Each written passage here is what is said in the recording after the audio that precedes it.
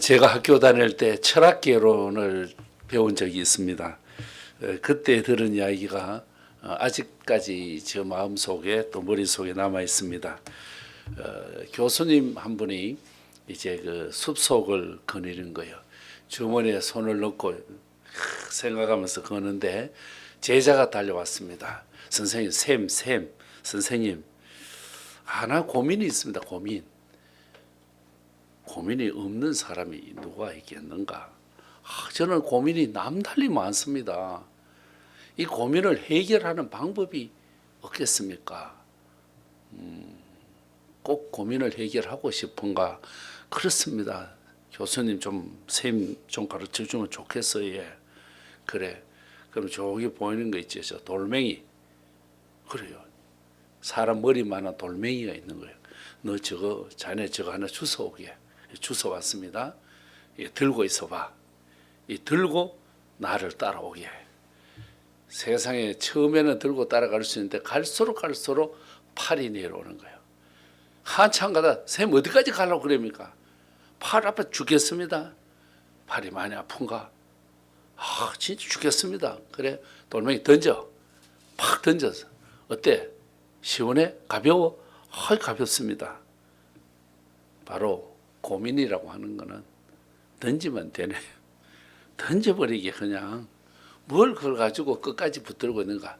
내려놓고 던져버리면 고민이 해결되는 것일세. 제가 철학개론 시간에 들은 이야기지만은 문득 살아가면서 이런 생각을 나눌 때가 있고 생각할 때가 있습니다. 그래요. 여러분 고민이 없는 곳이 있기는 있습니다. 고민이 없는 곳에는 어떤 곳이 있느냐. 여러분 콩글리시로 다이드맨 아파트, 공동묘지. 영어로 공동묘지를 콩글리시 다이드맨 아파트라고 그래요. 공동묘지에 가면은 근심도 없고 고민도 없다는 얘기입니다.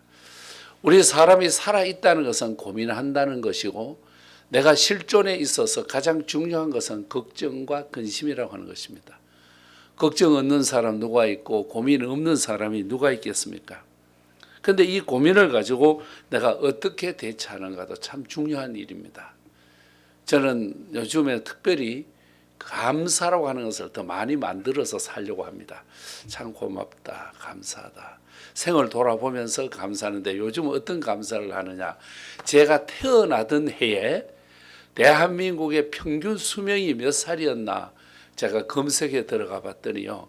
제가 태어날 때 대한민국의 모든 백성의 평균 수명이 52.5, 즉 53세더라고요. 53세. 그래. 그러면 내가 고등학교 다닐 때에 대한민국의 평균 수명이 얼마였나 보니까 64세예요. 64세.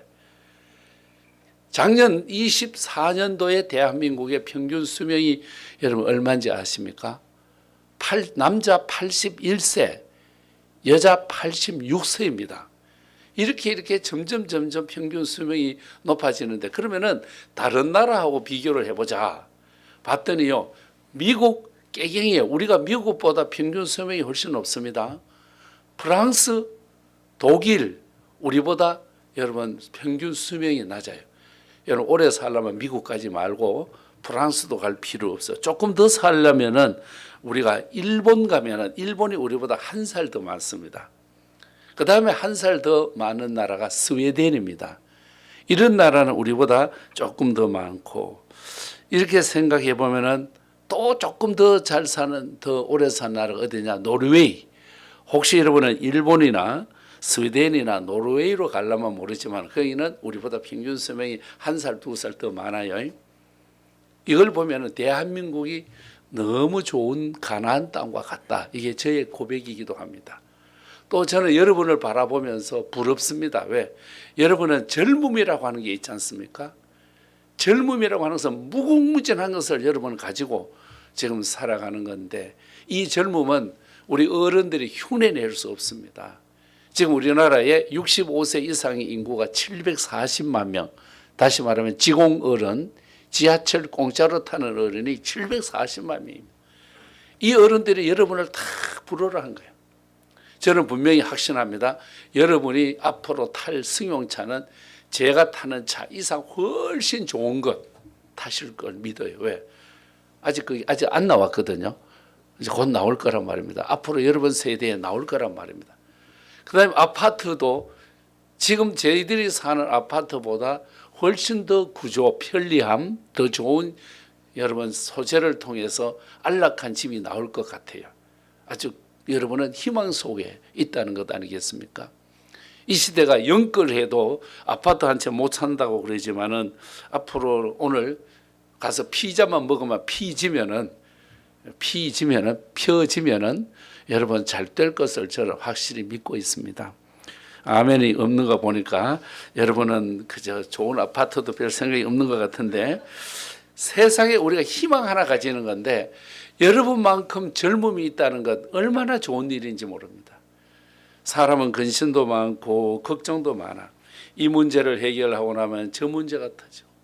며칠 전에는 저에게는 초등학교 2학년 손녀가 있습니다. 이게 감기 독감으로 병원에 입원해 있다는 거예요. 이 할아버지가 마음이 안쓰러워. 차라리 내가 누워있고 네가 나았으면 좋겠다. 그런 마음이 드는 거예요. 그래서 병원에 가려고 그러니까 엄마 외에는 들어갈 수가 없다 그래요. 주여 감사합니다. 내가 들어갈 수가 없다 그래요. 자기도 바쁘 회사 시체를 와야 되는데 갈 수는 없지만 마음은 가서 몇 시간이라도 손녀와 함께 놀아주고 싶다는 그런 마음. 그래서 걔가 이제 잘 놀고 며칠 전에 전화했더니 어디 갔냐? 수영장 갔디야. 아 감사하다 감사. 그래서 기쁨으로 사는데 미국 뉴욕에 있는 또 외손녀가 초등학교 6학년인데 얘가 또 아파가지고 학교를 못 갔디야. 야, 참 안쓰럽고 그 위에가 중학교 1학년이야. 가는 오늘 학교 안 갔대. 아니 가는 어디 아프노? 방학이라 그래. 그래가지고 사실 할아버지가 돼 보면은 마누라 걱정도 해야 되고 아들 걱정도 해야 되고 며느리 걱정도 해야 되고 딸 사위 걱정이 한량없이 많아. 마치 이스라엘 백성을 하나님이 선택해 놓은 특별한 백성인데 이스라엘 언제 평탄할 날이 언제 있었습니까? 예루살렘이 언제 늘 찬양과 하나님을 찬송하는 소리로 가득해서 항상 주변 나라 여러분 아는 대로 블레셋, 애굽, 모압, 암몬 그저 계속해서 아모리 족속 많은 족속들이 계속 괴롭히는 거예요. 그런데도 하나님이 지켜주시는 거예요.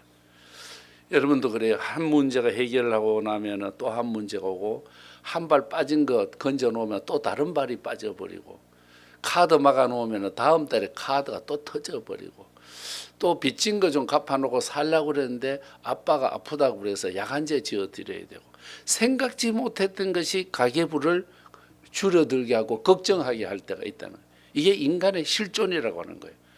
그러면 이 현실 속에서 우리가 어떻게 살아가야 할 것인가? 이게 오늘 본문의 이야기인데 오늘 우리가 7장을 보셨습니다만 4장에 보면은 이스라엘 백성들이 완전 개박살 났습니다. 왜? 4천 명이 죽은 자리가 이 자리예요.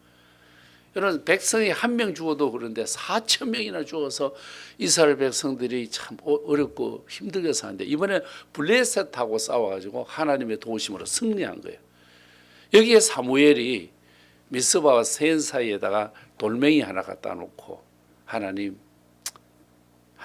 이것이 우리를 사랑해 주신 하나님의 그 사랑에 대한 보답입니다. 여러분 그 자리에다가 기념비 세울 정신도 마음도 없는 자리입니다. 왜? 지난번에 거기서 개박살난 자리이기 때문에 가기도 싫고 보기도 싫고 생각도 하기 싫은 거예요. 이번에 승리하기는 했지만은 여기다가 꼭 뭐를 해놓을 마음이 없는 형편입니다. 그런데도 믿음의 사람은 그 속에서 하나님의 이름을 찾고 돌멩이 하나를 놓고도 약속을 하면서 하나님 감사합니다.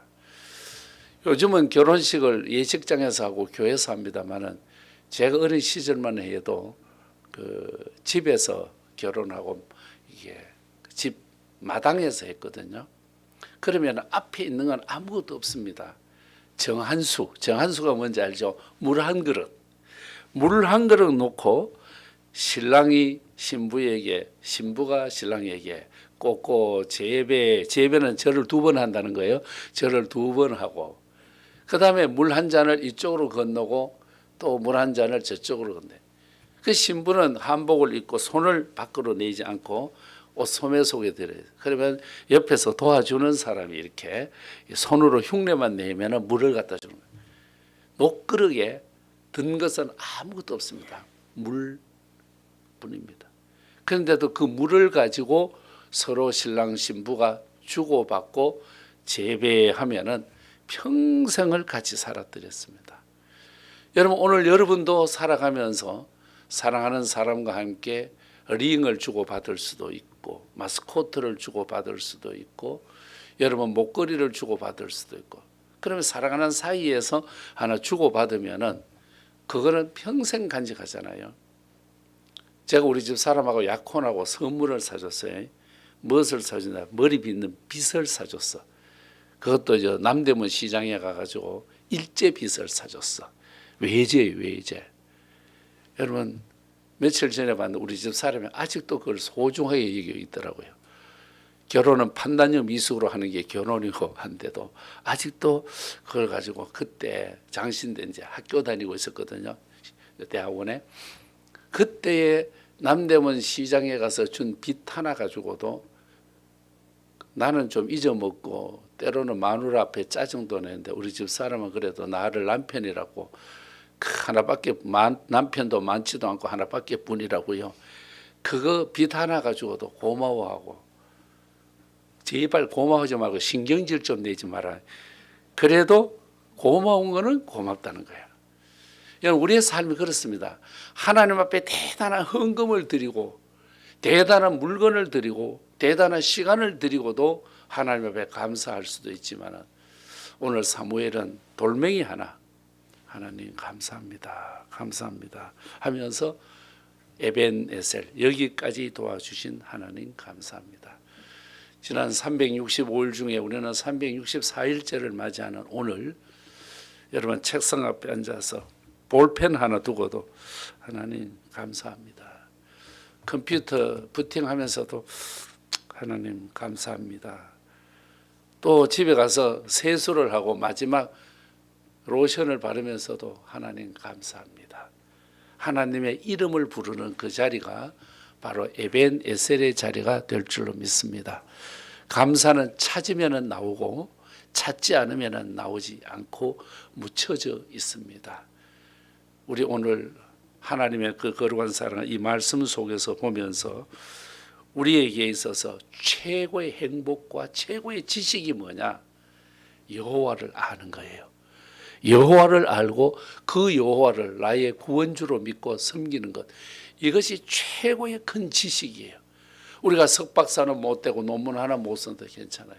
여호와를 아는 지식만 있으면 다 해결되는 것 아니겠습니까? 어제 소망교도소 소장님을 만났더니 제가 궁금해서 물었어요. 우리나라 교도소가 몇 개냐고 그랬더니 56개라고 그래요. 이 56개의 교도소에 수용할 수 있는 가장 적정 인구가 얼마냐? 5만 5천 명이라고 그래요. 그런데 지금 과잉되어서 죄소자가 더 많아져서 즉 범죄자가 늘어나서 6만 4천이 넘는다고 그래요. 재소자들이 1년에 한 명이 쓰는 돈이 얼마냐? 2,200만 원이라고 그래요. 사실 필요 없는 돈이잖아요. 국민의 세금을 거두어 가지고 56개 교도소에 있는 재소자를 밥 먹여야 되죠. 그 사람들은 하루 삼시세끼 따뜻한 밥, 따뜻한 국을 먹어요. 우리 남편들요 밥 한 끼 못 얻어 먹는 사람 천지 많아요. 출근할 때 마누라 눈을 한쪽만 뜨고 갔다 와 이렇게 할 때도 있고 어떤 여자는 그것도 안 뜨고 갔다 오라 그래요. 참 보면은요 그런 사이도 많고 우리가 요즘 그런 말이 있죠.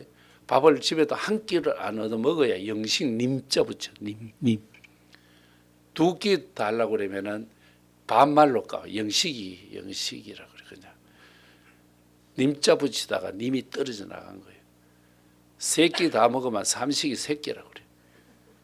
그러다가 저녁에 간식 좀 더 달라고 그러면은 간날 새끼라고 그래.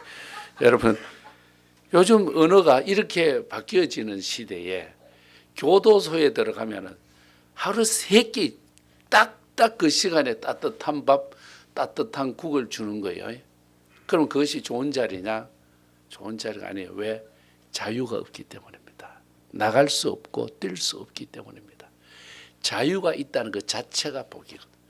우리는 죄에서 자유함을 얻었고 이 세상 저주에서 구원받았고 이 세상 멸망에서 자유함을 얻어 천국 백성이 되어서 이 땅에 살지만 천국을 소유하고 살고 이 세상에서 살지만 세계를 안고 사니 우리는 돌아보면 감사한 것밖에 뿐인데 이 감사함으로 이 하루도 아름다운 하루를 만들어가는 저도 여러분들도 되시기를 주님 이름으로 축복합니다.